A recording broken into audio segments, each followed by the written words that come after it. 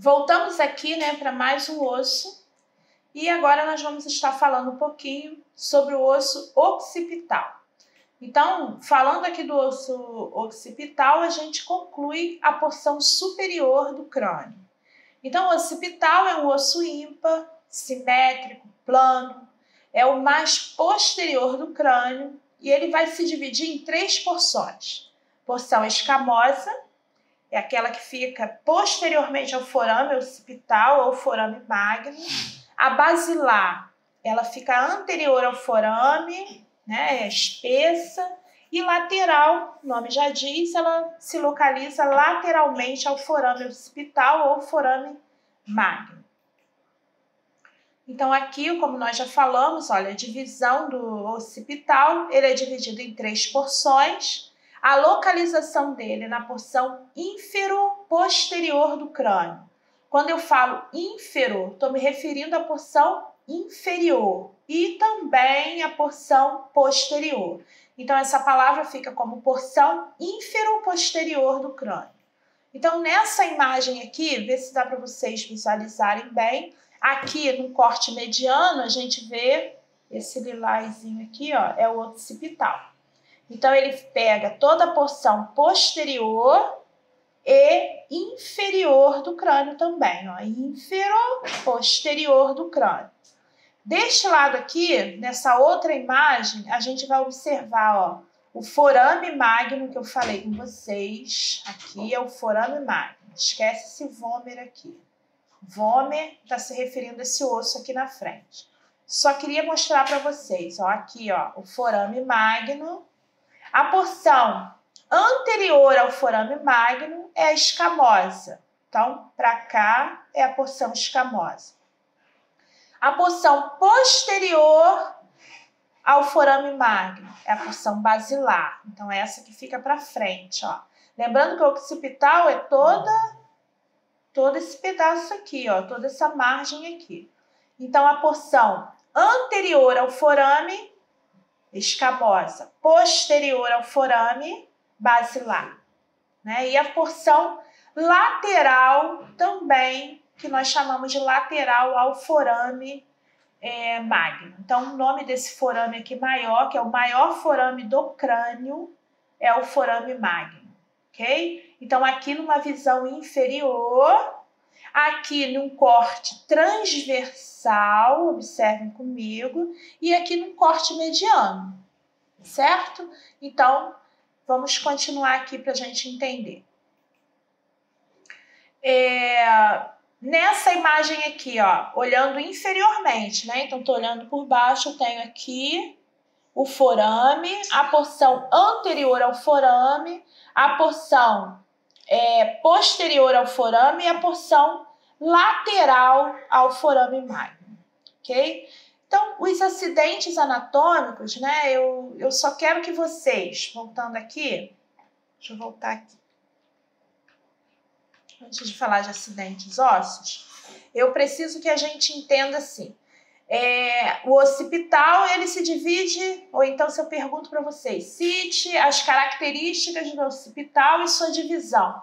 Então, como características, a gente vai colocar que ele é um osso par, que ele é simétrico, né, plano. A localização dele, a gente pode utilizar aquela nomenclatura. Ele se localiza na porção ínfero-posterior do crânio e se divide em três porções: escamosa, basilar e lateral. Não precisa ficar se preocupando, o acidente tal é da porção escamosa, o outro acidente é da porção basilar. A gente vai resumir todos os acidentes anatômicos em uma única imagem, que é a que a gente vai ver agora. Então, vamos começando aqui, ó. Nós temos aqui no meio, né, onde a gente tem o número 1. Vamos começar aqui pela sequência. Aonde a gente tem o número 1, aqui em cima, nós chamamos de protuberância occipital externa. Então, tem que gravar isso tudo? Tem. Protuberância occipital externa. Seguindo aqui no meio, crista occipital externa. Então, aqui no meio, ó, crista occipital externa Em cima, protuberância occipital externa. Essa protuberância a gente consegue visualizar numa imagem lateral do crânio. Deixa eu ver se eu tenho ela aqui para mostrar para vocês. Ó. Na imagem lateral do crânio, não. A gente consegue ver a protuberância occipital, né? Fica um bico aqui atrás, ó, na porção posterior do crânio. Na anatomia de superfície, a gente ouve falar, que o pessoal fala, é o que chamam de, se eu não me engano, de cocuruco. Aquela ponta aqui atrás na nuca, aquilo ali é a protuberância occipital externa, ok? Então, acidentes ósseos, vamos lá. Recapitulando, protuberância occipital externa, crista occipital externa. E aí a gente tem aqui, no número 3, linha occipital nuca superior. Isso daqui é um nome dela, essa linha que a gente está vendo aqui em cima, ó. A gente pode chamar de linha superior da nuca, também está correto, é um outro nome. Então, linha superior da nuca. E aqui embaixo, se tem a superior, tem a inferior. Então, aqui, ó, linha inferior da nuca. Então, recapitulando. Linha inferior da nuca, linha superior da nuca, protuberância occipital externa e crista occipital externa. Esses aqui são os acidentes anatômicos dessa porção escamosa que nós falamos, aquela porção anterior ao forame. O forame é a nossa referência. Então, tudo que está aqui atrás, né, no caso anterior, né, ao forame, a gente tem esses acidentes anatômicos, 4 no total, ok? Crista occipital externa, protuberância occipital externa, linha inferior da nuca, linha superior da nuca. Na porção basilar, a gente vai colocar apenas para a gente o forame magno, tá? Então, lembrando que quando a gente fala em acidentes anatômicos, nós estamos falando dos principais. Não significa que se vocês pegarem um livro de anatomia, né, ou fisiologia, vocês vão ver, principalmente nas imagens de anatomia, que existem muitos acidentes anatômicos, mas que para a gente, os mais importantes é o que a gente está marcando, sinalizando para vocês. Então, sempre lembrando, né, são principais acidentes anatômicos, não são todos. Principais. Forame magno, então, como eu falei, né, é uma estrutura, sempre que temos uma abertura, né, um buraco no esqueleto, o nome disso aqui nós chamamos de forame. Então, forame, temos vários forames no esqueleto. E cada forame tem um nome. E é importante, né? Se eu coloco na prova só forame, vou ficar com meio certo. Por quê? Eu tenho que colocar o sobrenome dele, não forame. Forame tem vários, eu preciso do nome e do sobrenome dele. Então, nesse caso nosso aqui, é o forame magno. Então, o que significa um forame? Forame é uma abertura que dá passagem a nervos, dá passagem a vasos sanguíneos no esqueleto. Como que a gente vai ter a entrada e saída de vasos sanguíneos, de nervos dentro de um osso? Precisamos ter um forame. E é por esse forame que nós vamos ter essas passagens aí de estruturas para o esqueleto. No caso do forame magno, ele tem uma importância muito grande para a gente, porque é por aqui que vai passar a medula espinhal.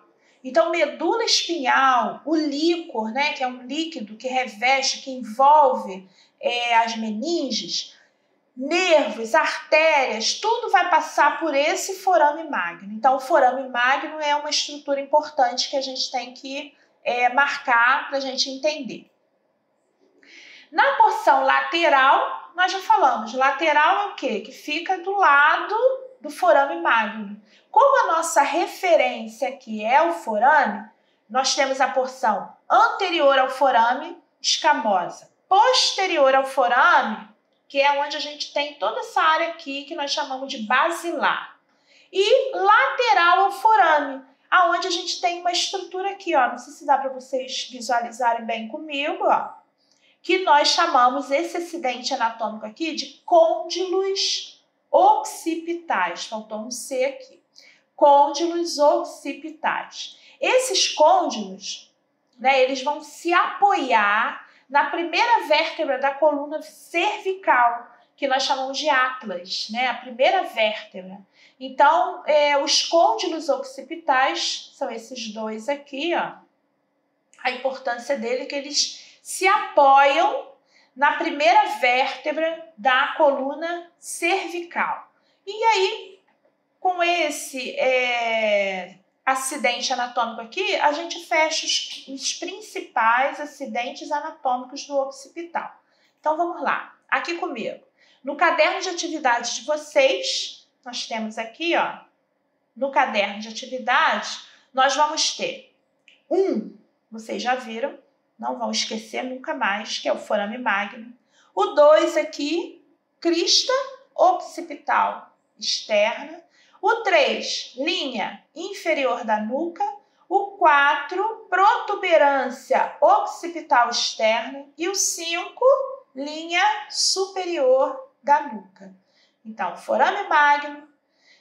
2, crista occipital externa, linha inferior da nuca, protuberância occipital externa e linha superior da nuca.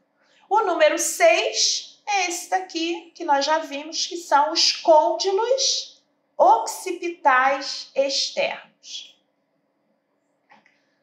Para terminar, porque todo osso a gente vai ver acidentes anatômicos, vamos ver também articulações. Então, para concluir as articulações do occipital, então, só marcando aqui para vocês entenderem, ó. O occipital, quando eu falo que ele pega a porção inferior do crânio, ó, a gente está vendo toda essa marquinha que é dele, ó.